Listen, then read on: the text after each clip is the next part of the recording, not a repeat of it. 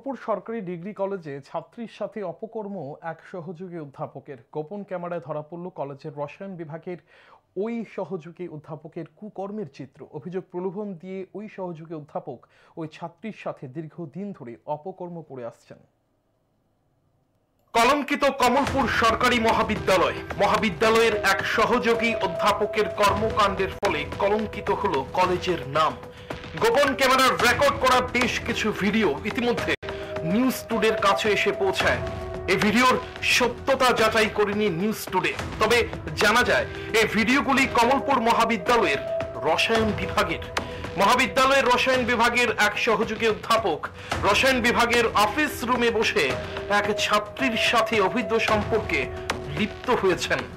জানা যায় রসায়ন বিভাগের ওই সহযোগী অধ্যাপক প্রলোভন দিয়ে দীর্ঘদিন ধরে ওই ছাত্রীর সাথে কুকর্ম করে আসছেন।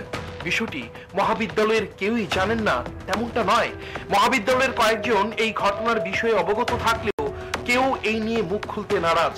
রসায়ন বিভাগের ওই সহযোগী অধ্যাপক রসায়ন বিভাগের ওই ছাত্রীর সাথে বিগত 2 বছর ধরে এই কুকর্ম করে আসছেন প্রলোভন দিয়ে। ওই ছাত্রী বর্তমানে 6ষ্ঠ সেমিস্টারে পাঠরত।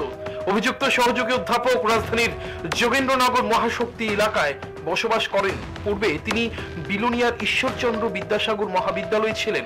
2018 সালের পর তিনি সেখান থেকে বদলি হয়ে কমলপুর সরকারি ডিগ্রি কলেজে কাজে যোগদান করেন।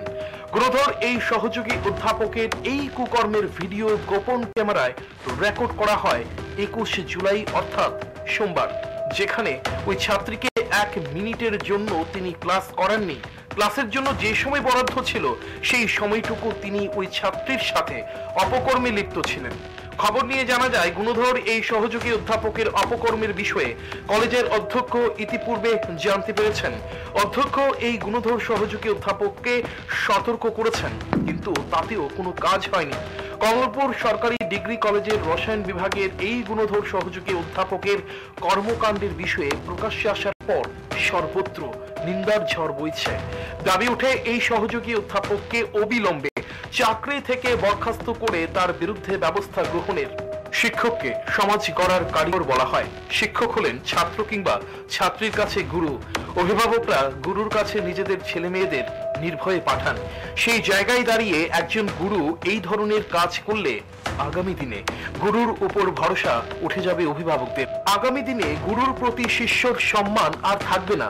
গুরুর প্রতি শিষ্যর সম্মান যেন নষ্ট না হয়, তার জন্য অবিলম্বে এই গুণধর সহযোগী অধ্যাপকের বিরুদ্ধে ব্যবস্থা গ্রহণের প্রয়োজন বলে অভিমত অভিজ্ঞ মহলের। এখন দেখার উচ্চশিক্ষা দপ্তর কি ব্যবস্থা গ্রহণ করে। Report news today.